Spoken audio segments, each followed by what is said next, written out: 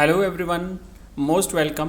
And आज हम करने जा रहे हैं ज्योग्राफी की हमारी क्लास का नेक्स्ट पार्ट, सेट नंबर 4। इसमें भी हम हमारा जो थर्ड चैप्टर और जो फोर्थ चैप्टर है उसके ऑब्जेक्टिव और साथ ही साथ सब्जेक्टिव क्वेश्चंस करेंगे। तो इस तरीके से हम दो दो चैप्टर प्रतिदिन लेकर के आगे बढ़ रहे हैं और उसके बाद फिर जैसे एक बार ये कंप्लीट हो जाएंगे चैप्टर्स तो फिर से हम नए सिरे से कुछ नए प्रश्नों का अभ्यास करने वाले हैं। तो आइए शुरुआत करते हैं। एग्ज़ाम के दृष्टिकोण से मोस्ट इंपॉर्टेंट क्वेश्चंस हैं, एक एक प्रश्नों को ध्यान से पढ़ेंगे और क्लास को पूरी देखेंगे। पीडीएफ में आपको बताऊंगा कहां से लेनी है और सारे के सारे क्वेश्चंस का अभ्यास शुरू करते हैं। पहला प्रश्न है, मानव विकास की अवधारणा किसने दी थी? बच्चों, ह्यूमन डेवलपमेंट की अवधारणा जो है वो किसने दी थी? चार ऑप्शन आपके सामने है। पहला है प्रोफेसर अमर्त्य सेन, दूसरा है एलन सी सैम्पल, तीसरा है डॉक्टर महबूब उल हक और चौथा है रेडजेल। तो आप सभी को याद है डॉक्टर महबूब उल हक ने मानव विकास की अवधारणा दी थी, ह्यूमन डेवलपमेंट इंडेक्स की अवधारणा जो है वो दी थी और ये पाकिस्तान के एक अर्थशास्त्री रहे हैं। नेक्स्ट है दूसरा प्रश्न, निम्नलिखित में से कौन सी फसल भूमध्य सागरीय कृषि का प्रमुख उदाहरण है? ये प्रश्न इंपॉर्टेंट है, अच्छी तरह से याद रखना, कई परीक्षाओं में पूछा गया है, आगे भी पूछे जाने की पूरी संभावना है।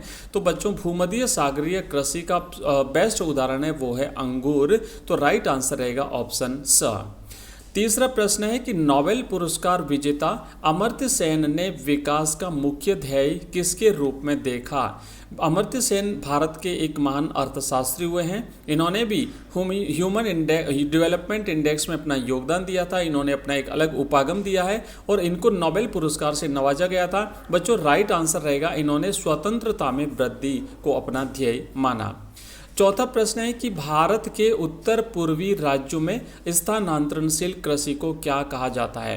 बच्चों, ये जो स्थानांतरणशील कृषि होती है यानी किसी स्थान पर जब कृषि की जाती है कुछ समय के बाद उस जमीन को पड़त छोड़ दिया जाता है और फिर से नए सिरे की जमीन की जाड़ जंखाड़ को साफ करके और उस जमीन पर खेती की जाती है, पेड़ पौधों को काट करके, और फिर से जब जमीन अनुपजाऊ हो जाती है तो और फिर से नई जमीन पर खेती की जाती है। इसे स्थानांतरणशील कृषि कहते हैं। ये भारत के उत्तर पूर्वी जो राज्य हैं यहाँ पर झूमिंग कृषि के नाम से जानी जाती है। इस खेती को अलग अलग स्थानों पर अलग अलग नाम से जाना जाता है। हमारी आगे वाली क्लासेज में इसके विभिन्न जो रूप हैं उन सब के बारे में हम जानेंगे और इसी क्लास में इससे संबंधित एक और प्रश्न भी आएगा। पांचवा प्रश्न है कि मानव विकास का प्रमुख घटक क्या है? बच्चों, मानव के विकास को मापने के जो प्रमुख घटक हैं उसमें समता भी है, सतत पोषणीयता भी है और उत्पादकता भी है। तो राइट उत्तर रहेगा उपरोक्त सभी। नेक्स्ट है छठा प्रश्न, कोलक खोज जिस प्रकार की कृषि को नाम दिया गया है वह है? तो बच्चों, ये एक प्रकार की सामूहिक कृषि होती है जो कि सोवियत संघ में की जाती थी और इसे वहाँ पर कोलक खोज के नाम से जाना जाता था। एक सहकारी कृषि भी होती है जिससे हम आगे आने वाली हमारी जो क्लास रहेगी वहाँ पर इस प्रश्न को हम देखेंगे। नेक्स्ट है सातवां प्रश्न, निम्न में से कौन सा मानव विकास का सबसे पुराना उपागम है? मानव विकास के जो अलग अलग उपागम दिए गए हैं उसमें विभिन्न प्रकार के उपागमों में सबसे पुराना उपागम कौन सा है? तो बच्चों, आय उपागम। यानी पहले ये माना जाता था कि जिस आदमी की आय ज़्यादा है वो आदमी ज़्यादा विकसित है, उसका विकास अच्छा माना जाता था। तो ये आय उपागम था। बाद में धीरे धीरे ये अलग अलग रूप से बदलता गया। नेक्स्ट प्रश्न है आठवां, स्थानांतरणशील कृषि को लादांग के नाम से जिस देश में जाना जाता है वह है? अभी हमने देखा था हमारे भारत के उत्तर पूर्वी राज्यों में स्थानांतरणशील कृषि को हम झूमिंग कृषि के नाम से जानते हैं। तो ये लादांग जो है वो कहाँ जाना जाता है? बच्चों, इंडोनेशिया जो है वहाँ पर इस प्रकार की कृषि को लादांग के नाम से जाना जाता है। नेक्स्ट प्रश्न है कि क्षमता उपागम का संबंध जिस विद्वान से है वह विद्वान कौन है? ये मानव विकास के अलग अलग जो उपागम हैं उसमें क्षमता उपागम का संबंध बच्चों प्रोफेसर अमर्त्य सेन से है। ये हमारे भारत के एक महान अर्थशास्त्री हुए हैं, नोबेल पुरस्कार से इन्हें सम्मानित किया गया और इन्होंने मानव विकास का क्षमता उपागम वाला सिद्धांत दिया था। नेक्स्ट है कि निम्न में कौन सी फसल रोपण विधि द्वारा नहीं उगाई जाती है। मतलब जैसे चाय है तो ये रोपण विधि के द्वारा उगाई जाती है, जो है ये रोपण विधि द्वारा नहीं बल्कि ये बोया जाता है। जबकि कॉफ़ी, कोको और चाय ये सभी रोपण कृषि की के उदाहरण हैं, जबकि जौ जो है ये एक बोई जाने वाली फसल है। नेक्स्ट प्रश्न है कि भारत में निम्न में कौन से राज्य में मानव विकास सूचकांक उच्च है। अब देखो, मानव विकास के अलग अलग स्तर माने गए हैं, उच्च सूचकांक, मध्यम सूचकांक, निम्न सूचकांक, अति उच्च सूचकांक।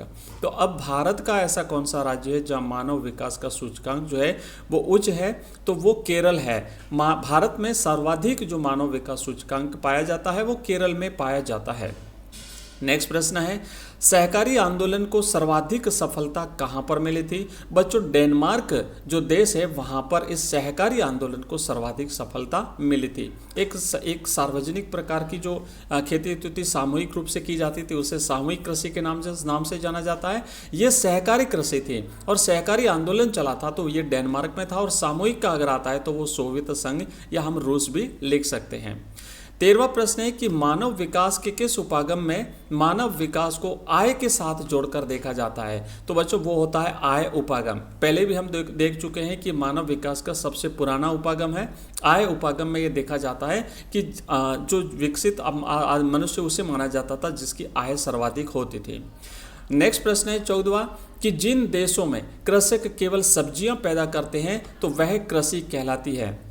बच्चों, जहाँ सब्जियां पैदा की जाती है और सब्जियों को ट्रकों में भर करके रातों रात शहरों में भेजा जाता है, क्योंकि सब्जियां जल्दी खराब होने वाली चीज़ें होती हैं, तो इसे ट्रक कृषि के नाम से जाना जाता है। और ये जो नगर होते हैं, नगरों का उप नगरीय जो इलाका होता है वहाँ पर इस प्रकार की खेती की जाती है ताकि अगले दिन शहरों में उस सब्जियों की बिक्री कर दी जाए।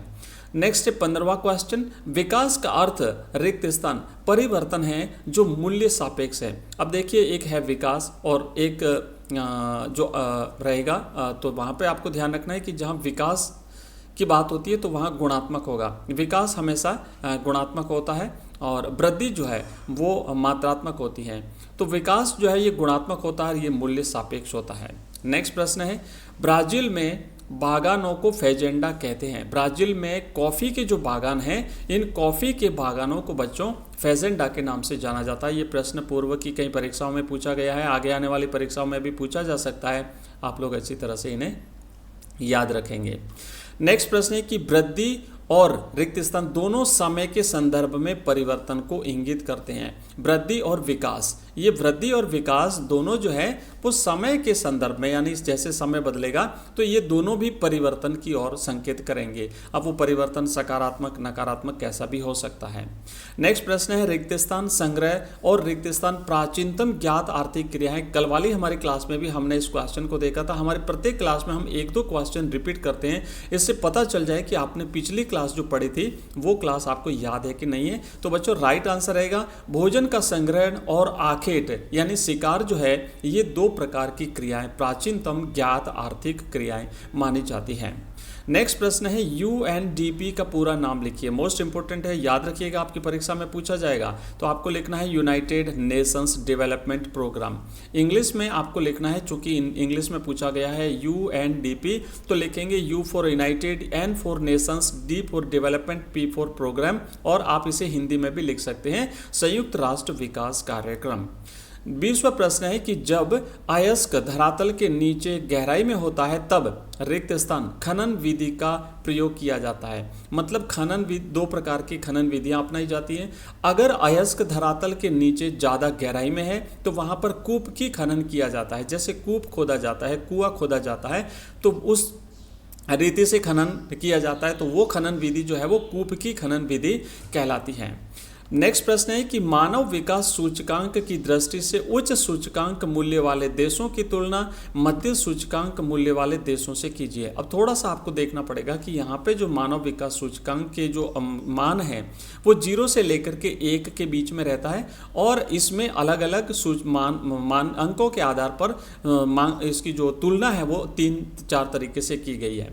तो उच्च सूचकांक मूल्य वाले देश वे होते हैं जिनका मानव विकास सूचकांक 0.700 से लेकर के 0.799 के बीच में होता है, और 0.8 से लेकर के 1 तक के बीच में जो मानव विकास सूचकांक का अंक दर्शाया जाता है वो अति उच्च मानव विकास सूचकांक कहलाता है। जबकि मध्यम सूचकांक मूल्य वाले देशों की अगर हम बात करें तो इनका जो मूल्य सूचकांक है वो 0.550 से लेकर के 0.699 के बीच में पाया जाता है। ये अंक याद रखना है आपको, क्योंकि ये इंपॉर्टेंट है, और 0 से 1 के बीच में रहता है। 4 इसकी कैटेगरियां हैं, अच्छी तरह से आप लोग याद रखेंगे। नेक्स्ट प्रश्न है बच्चों, आर्थिक क्रियाओं के प्रमुख वर्ग बताइए। तो ध्यान रखना, आर्थिक क्रियाओं के प्रमुख वर्ग की बात होती है तो यहाँ पे 4 प्रकार की आर्थिक क्रिया है। एक है प्राथमिक आर्थिक क्रिया, दूसरी है द्वितीयक आर्थिक क्रियाएं, फिर है तृतीयक आर्थिक क्रिया और फिर है चतुर्थक आर्थिक क्रिया है। बच्चों प्रश्न तो बहुत है, लेकिन आज की क्लास में हम इतना ही करेंगे। आगे हमारे आने वाली क्लासेस में हम इस सीरीज को कंटिन्यू रखेंगे, जहां चैप्टर वाइज हम सारे इंपॉर्टेंट क्वेश्चंस देखने वाले हैं। इसकी पीडीएफ आपको हमारे ऐप में मिलेगी। हमारी लाइव क्लास होती है बच्चों एवरीडे 8 बजे शाम को। अगर ज्वाइन करना चाहते हो तो हमारा WhatsApp group, Telegram channel join कर लीजिए। लिंक इस वीडियो के डिस्क्रिप्शन में दिया हुआ है। हमारे ऐप का लिंक भी इस वीडियो के डिस्क्रिप्शन में दिया हुआ है। साथ ही साथ वहाँ पर आपको हमारे सारे कोर्सेज मिल जाएंगे, पीडीएफ के रूप में नोट्स मिलेंगे, आपको रिकॉर्डेड क्लास मिलेगी, ऑनलाइन टेस्ट मिलेंगे, एमसीक्यूज, क्वेश्चन आंसर, सब कुछ आपको मिल जाएगा। तो अब मिलेंगे हम अगली क्लास में, तब तक के लिए नमस्ते, थैंक यू।